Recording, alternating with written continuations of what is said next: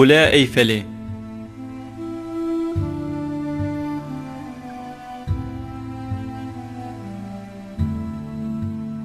Nîşana Parîsê.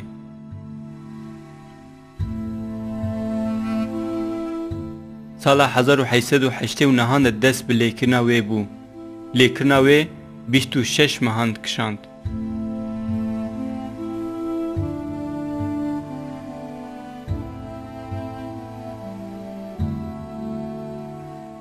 Bi bilindahiya xwe ya 321 metre ve heya 40 salan weke avahiya dinyayê a herî bilind hate qebûl kirin.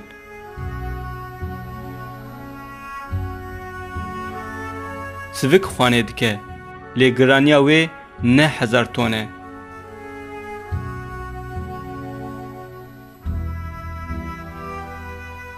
Bêguman, mîmarên ku plana wê çêkirine û hostayên ku wê lêkirine hene. Heger hûn van kesan nebînin jî, hûn fêm dikin ku hinekan ev kule lê kiriye.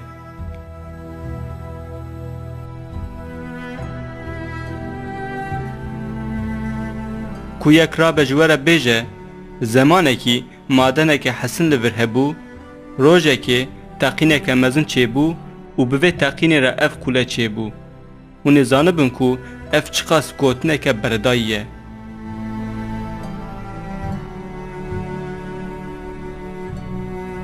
Mirov dikare aynî tiştî ji bo hemû avahiyên ku li çar hawirê dinyayê hene bibêje. Taç Mahal,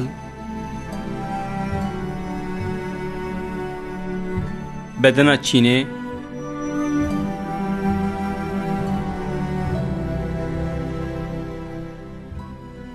Tiyatroya Kolosyum a Antik a Romayê,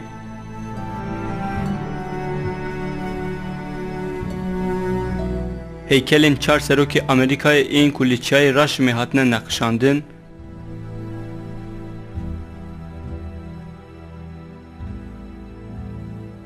yan jî ehramên Misrê.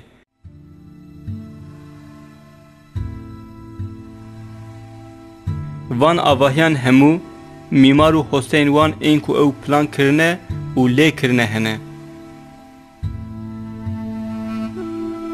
Ew parçe kevirên li Ingilistanên li devera Stonehengeyê jî delîlin ku zemanekî şaristaniyekî kevn li wê derê hebûye.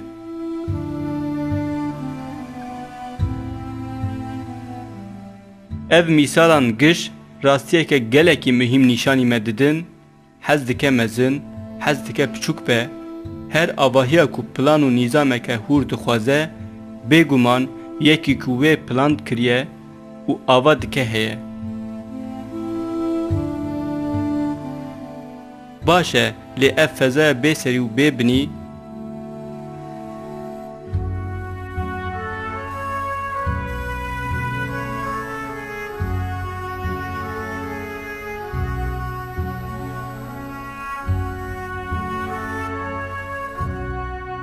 ev nîzama tabiatê yê harikulade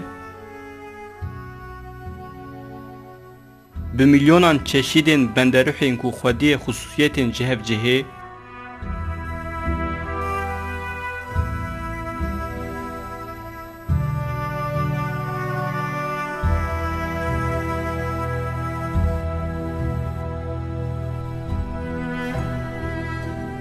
ku mirov bêje van ji ber xwe çêbûye, weke ku mirov bibêje Kuleya Eyfelê bi teqînekê çêbûye, heta jê jî beredayîtir.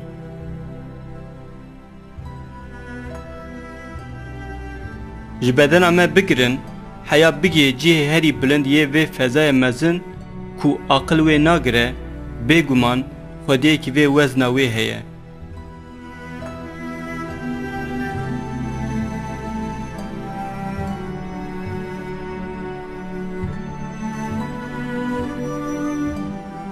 Ew xwedê ye, yê ku her tişt hûr saz kiriye û xulqandiye.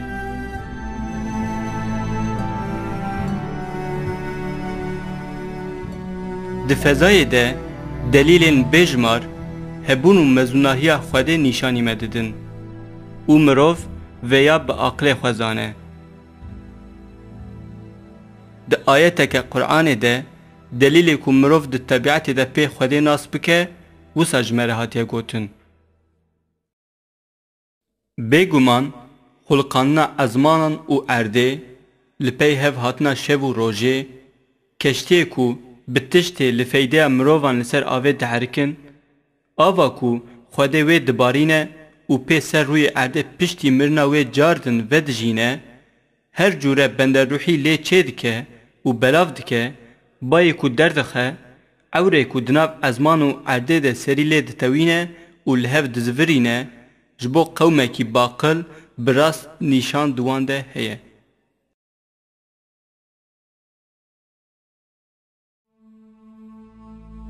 تشتی کو هونه دوی فیلمی ده تماشا بکنجی تنه چند دلیل خوده ین کو لطبیعتنن.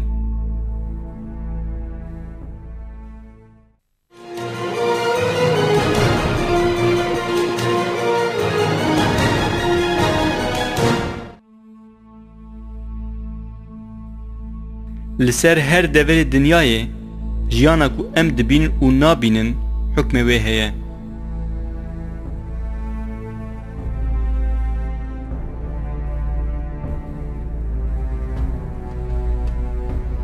جو ارگانیزمای یک حجه بگرن حیا بگیهایان جو کیزکان حیا ببندروحین بحری جو داران حیا بچیچکان زیده تری 2 میلیونان بندروح لچارکنار دنیای جیه کرتنه.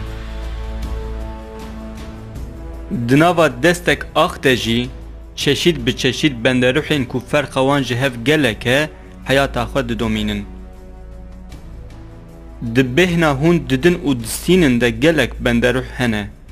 حتی دبه کو لسر بحره هنک بندروحین کو امناوی وان نزانن جی لجیانه بن.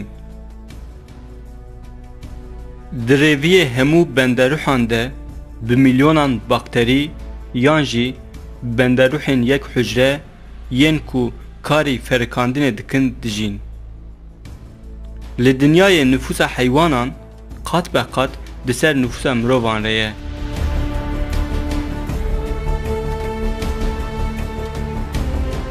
گاوا ام نفوسا گیهایان جی تاوی مروان و حیوانان بکن اما پیرگی وی راستیه بین کو لسر روی دنیای جیه و حیات لی نبه تونه. بندروحین کو یکونا جماره وان تریلیونان درباس دکن هر یک جوان به سازمان خواه بجیان خواه و به خصوصیت خواه آلیکاریا وزن سر روی زمین دکن. هر یک جوان جبو مقصده که اشکره لدنیایه و تو جوان بندروحان بقرار و کده خواه نهاتی سر روی دنیایه.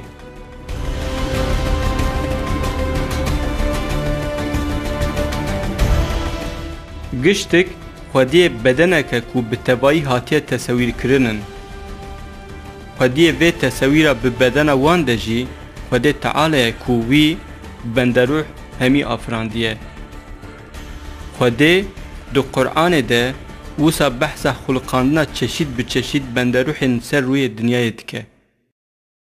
خودی هر بندروح جاوه خلقاند کی جوانا لسر زکی خود دشخته کی جوان لسر 2 پیین خود دمشن کی جوان جی لسر 4 پیین خود دمشن. خوده چه بخوازه دو خلقینه بگومان خوده اوه کو قدرت اوی دیگهیجه هر تشتی.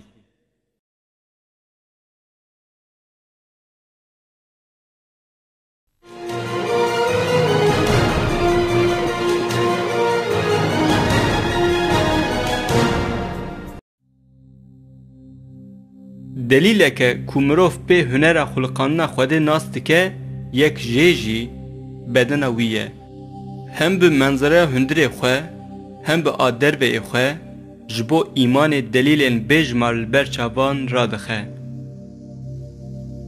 گاوا ام تنه لمنظره در و بدن مرو بنیرنجی در حال مکمل بونا هنر تدیتن.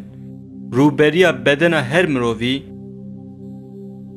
هبونا 2 میلیون و 2 لنگانه و قیاس بدنی لگور ملان لنگان یانجی سریه. جوان قیاسان هر یک خوده تام لگور هف ساس کریه. Dirêjaya bedena her mirovî 8 caran li dirêjaya serê wî ye. Rûyê wî 3 caran li dirêjaya pozê wî ye. Di navbera du çavan de bi qasî dirêjaya çavekî mesafe heye. Qiyasa milan û lingan û dirêjiya wan li gor ihtiyacê ye. Bedena mirov li ser rûyê dinyayê makîneya herî mikemel e û mîna hemû makîneyan qûwet û zanebûna hostayê xwe rê dide. Avahiya hundirê mirov jî ji teferruatên hûrtir in.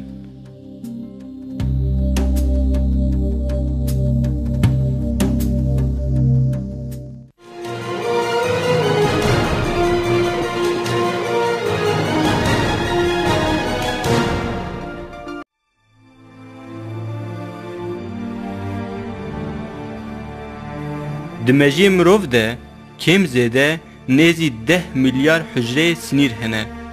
Di navbera van hücreyên sinîrê de yên ku danûstandinê bicih tînin jmara wan 100 trilyon e. Bêguman 100 trilyon jmareke ku di ser girtina fêmkirina me re ye. Ji bo mirov bikaribe bîne ber çavê xwe li herêmekî bi kêmanî 10 caran ji Tirkiyeyê mezintir bifikirin, heger em qebûl bin ev herêm hemî tije darin û her darek 10,000 li pelê wê hene. Îcar jmara hemî van pelan ew ê nêzîkî danûstandinê ku di mejiyê me de bin. Peyamên ku bi van sinîran hemûyan dikşînin mejiyê me serê saetê 320 kilometre bi hêzeke ku nakeve aqilan di mejiyê me de rê distînin. Sinîrên ku ji hücreyên mejî diherin bedenê jî tuyêbêje qey wezîfa otobanekê dikin ji bo agahiyên di navbera mejî bedenê de diherin tên.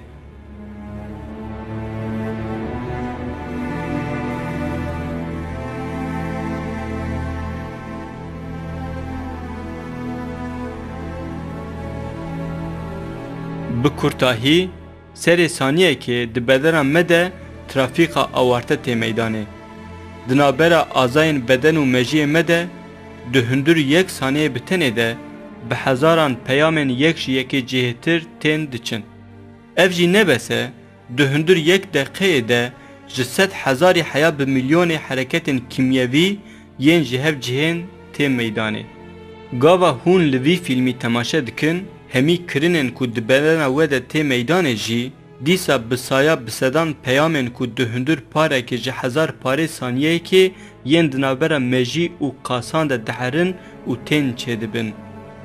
Wek nimûne, hebata ku hûn bi çavan dikin, gava rûdinin paldana we fêmkirina tiştê hûn lê temaşe dikin, avêtina dilê we, himdan û standina we, çavşkenandina we, dirêjbûna porê we, têgîştina we ya hilman yan jî pejnên hawirdor yên ku guhê we dibihîse.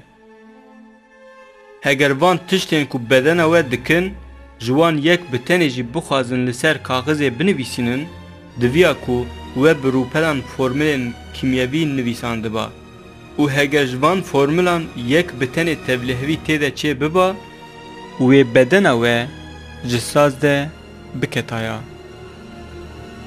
Gava we porê xwe şeh bikira, dibe ku we destê xwe têxista çavê xwe yan jî gava we bixwesta hûn bimeşin, dibe ku we nikaribaya gava xwe biavêtaya û hûnê tûşê ehdî bibana.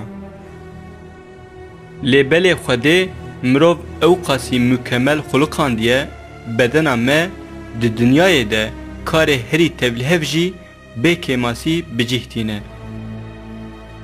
Li hember vê tiştê li para mirov dikeve bêguman ji Xwedayê ku wî xuluqan diye şukrê bike.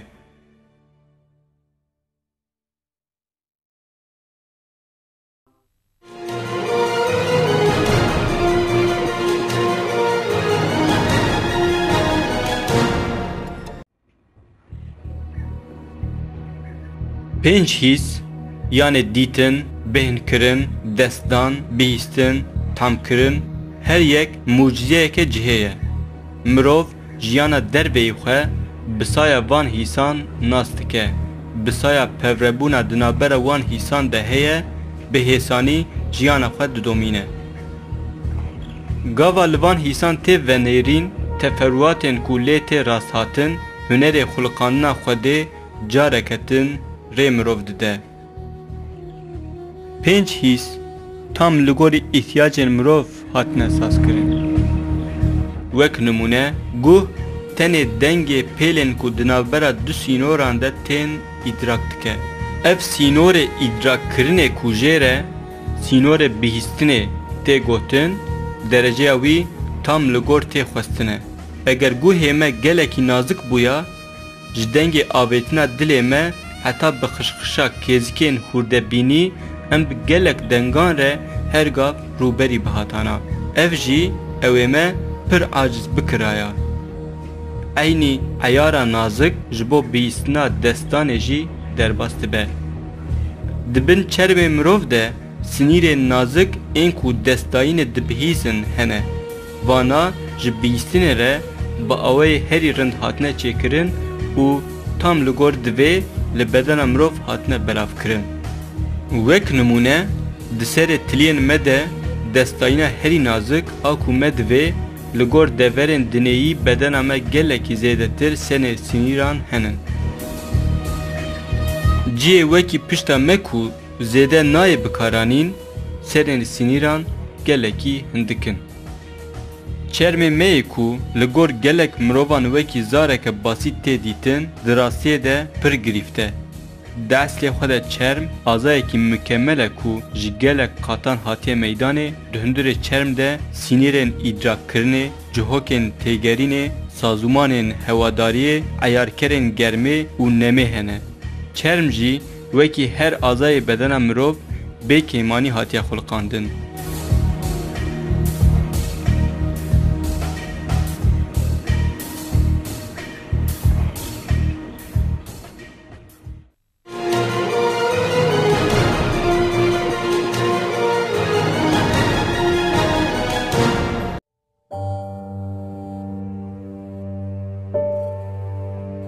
İskelet bi 26 hestiyên xwe yê bihev ve girêdayî, bi rastî jî şahesereke mühendîsî ye.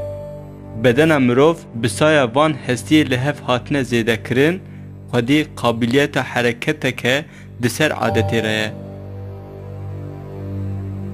Destê çêkiriyên robot çendî pêşteçûyî bin jî nikarin wekî destê mirovan bikin.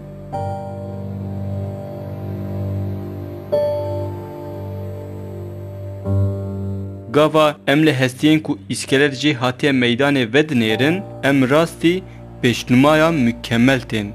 Ji bo ku em çêtir vê pêşnûmayê bidin fêmkirin, em ê ji teknolojiya me ya îro mînakekê bidin. Ji bo lêkirina avahiyên mezin û bilind, sazûmana qefesê tê bikaranîn. Di vê şiklê lêkirinê de azayên ku karê hilgirtinê dikin, ji rewtikên ku mîna qefesê derbasî hev bûne tên meydanê. Bi saya hesabên tevlîhev ên ku kompîtör encah kare çê bike, avahî hê xurtir tên lêkirin. Avahiya hundirê hestiyan ji vê sazûmana qefesî a avahiyan gelekî pirtir tevlîhev e. Hestî bi vê sayê hem heya dawiyê saxlem û hem jî heya dawî bi qasî ku bi rehetî bên bikaranîn sivikin. Li ciyê ku hestî digehên hev, delîlên xulqanînê têne dîtin. Rûyê movikan ên xişandinê bi tebeqeyeke kerînekê yê zirav û qulqulî ve hatiye pêçandin, dibinê van tebeqeyan de roniyeke şematok heye.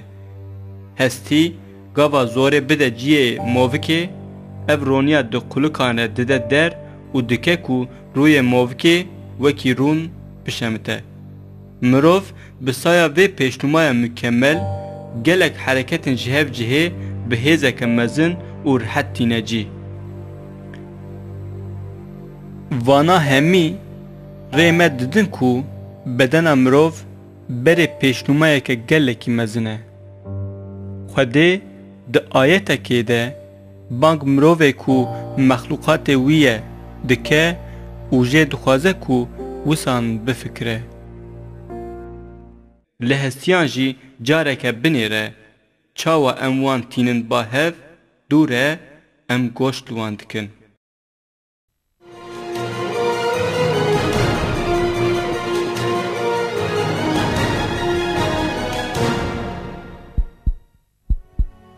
Ji nav azayên bedena mirov bêguman yê herî muhîm dil e.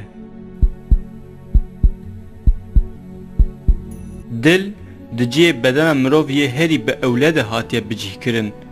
Dilê ku ji azayê herî muhîm e, dîsa bi tesewîreke taybet di sînga mirov de cih digire û ji derbên ku ji derve werin hatiye hîmmetkirin. Dilê ku hê di zikê dê de dest bi avêtinê dike. Serê deqîqeyekê heftê sed derban bi aheng davêje û jiyanê pê de bê rawestan dixebite, piştî her lêdanê tê nîv saniyeyê îstirahet dike û di hundirê rojekê de 10,000 caran davêje. Heger em dirêjiyaya umrê mirov bînin ber çavê xwe û li ser vê jimarê bifikirin, jimareke ku em ê di hesabkirina wê de zoriyê bikişînin, ew ê were pêş me nêzîkî 255 milyon. Dil bi çar odekên xwe yên cihê cihê ve bêyî ku xwîna pîs û a paqij tevlihev bike, di bedena mirov de pompe dike deverên cihê û bi deriyên dil ên ku wezîfa sîpapê dibînin, xwediyê tesewîreke ku li ser mîzaneke gelekî nazik hatiye avakirin.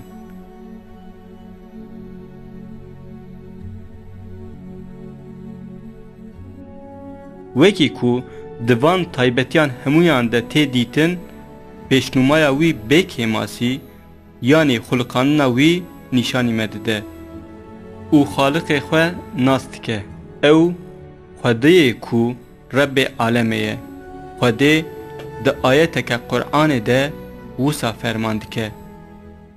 Xwedeyê ku Rebbê we ye, vaye ev e. İllah ji xeynî wî tune ye. Xalqê her tiştî ye. Nexwe îbadetê jê re bikin. Ew wekîlê her tiştî ye.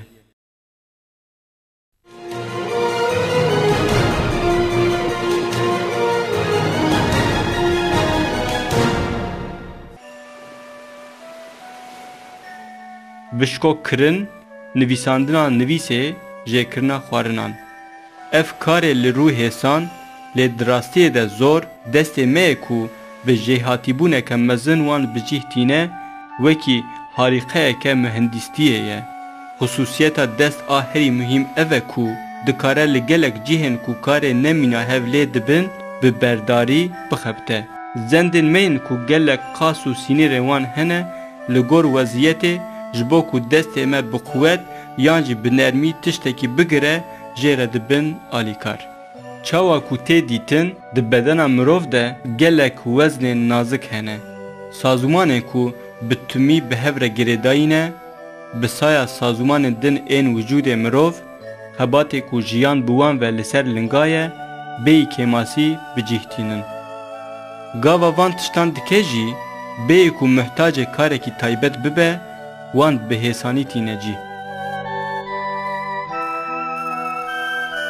Ji destpêkirin û xelaskirina firkanina mîde, ji avêtina dil, ji kişanina xwînê ya ku kîjan maddeyên ji wicûd re lazim e, digihîne ciyê wan, ji dîtinê heya bi bîstinê, hayê mirov ji vana gelekan çê nabe jî. Di bedena mirov de nîzameke mükemmel hatiye avakirin û bi awayekî mükemmel dişuxul e. Ev xulqanina Xwedê ye ku ji ezmanan heya bi erdê ê ku her tiştî digerîne û dixwe nîzamê ye. Xwedê wisa ji mirov dixwaze ku li ser xulqanina xwe bifikire. Ey însan! Çi tiştî te ji Rebbê tê comert xapandiye? Ew ê ku te xulqand û te çê kir û te ediland. Bi kîjan sûretê ku jê hez kiriye, te li hevaniye.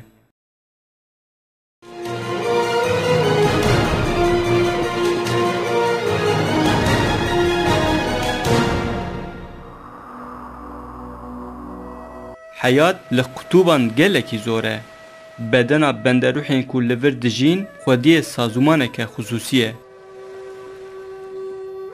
yek ji van jî hirçên qutuban e. Hirçê qutuban bi pencereyê xwe yê bi pirç û bi tapanê pêyê xwe yê neşayik dikare bilez li ser qeşayê baz bide. Çavê hirçê qutuban jî mucizeyekê xulqandinê ye li gora cihê lê de jî hatiye çêkirin. Parzûnekî xusûsî yê devê çavan. Ev parzûnê mîna zarekê wezîfeya çeşîdekî cama çavan a rojê dibîne û pê hirçan ji koriya berfê diparêze. Li vê meydana sar problema herî mezin germbûna benderûha ye. Lê belê ev problem bi şiklekî gelekî nazik hatiye çareserkirin. Dibin çermê hirçan de tebeqeyek bezêk û stûriya wî 10 santimetreyê heye. Ev tebeqe germiyê bernade. Lê belê hunerê mezin di mûyên ku kurk tînin meydanên de veşartiye. Kurkê hirçê qutuban ji mûyên dirêj ên ku mûyên kin li wan hatine badan çêbûye. Ev mûyê spî ên dirêj di eslê xwe de şeffafin. Ji ber ku ronî ji wan vedigerin hirçê qutuban spî tên xwanê. Ev mûyên dirêj ên wek lîfan wezîfeya wan ev e ku mîna lûleyên tenik ên optîk germê bînin hundir û nedin derve. Germa hawirdor berhev dikin û dimêjin û bêyî windakirin li çermê hirçê yê rengreş belav dikin. Bi saya vê saziya mükemmel hirçê qutuban ji sermayê wer xweşik tê parastin ku kamerayê wedîsor yên ku li gor germê rengan ji hev cihê dikin, rengê hirçan û qeşa hawirdora wan yek reng nîşanî me didin. Tiştê netê hilma ku hirç berdide derve. Axir Xwedê hirç li gor şerta hawira ku lê dijiyê xulqandiye. Pêşnûmaya harîqe a ku di bedena benderûh de delîlê xulqandineke mezin e.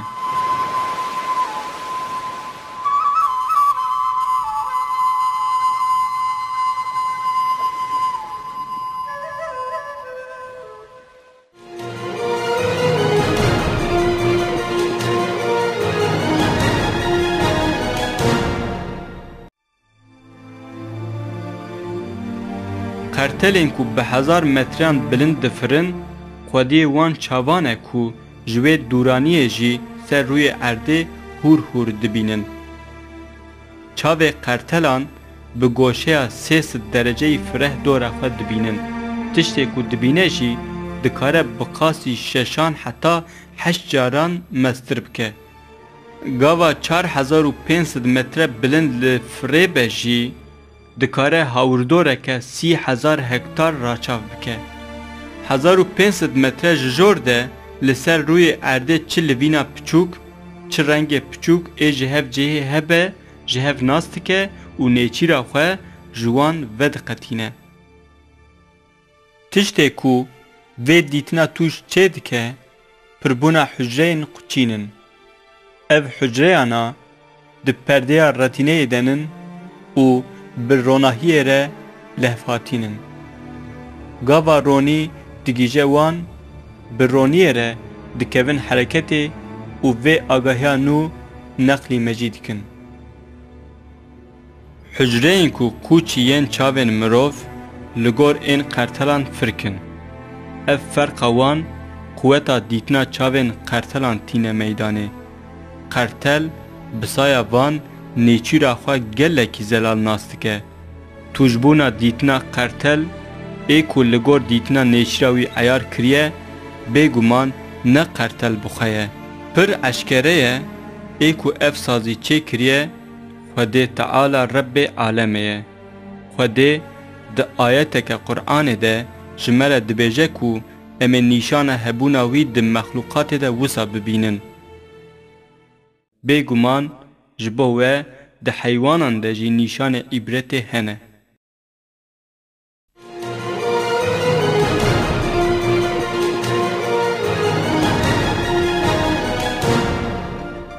Seresarayê vî fîlmî ji nav delîlên Xwedê yên bêjmar me li parçeyekî hindik tenê venêrî û me dît ku Xwedê دهمو پارچین هاوردورا ما و دبدنا ما ده هایش دلیل قطعین هبونا خواه چه دکه فکر کرن و ببیرانینا و راستیا مزن لسر هر مروفه که خوده او خلقان ده وظیفه که خوده ده آیته که خوده وسا ده بیجه خوده هفت ازمان و جعده جی این مینا وان خلقاند دنابرا وان ده بردوام امر داد که و جبو هون زانبن و هین ببن کو قوتا خوده دگه هر تشتی و براستی جی خوده به علم خواه دورا هر تشتی پیچایه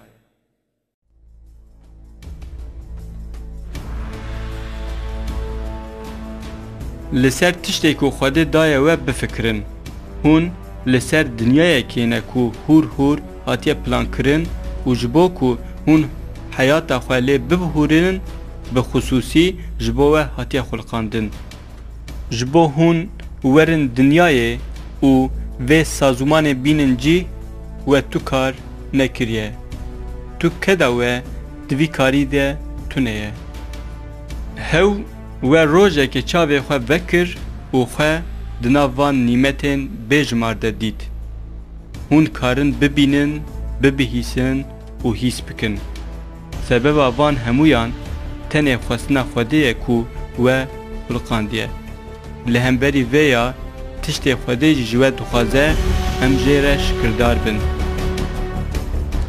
ده آیته که قرآن ده وسا فرماند که خوده وجزی که دیا و درانی و تتشت نزانی بو و ببهیستن و بدیتن و بدل کر هیویا شکرداری جوه تکرن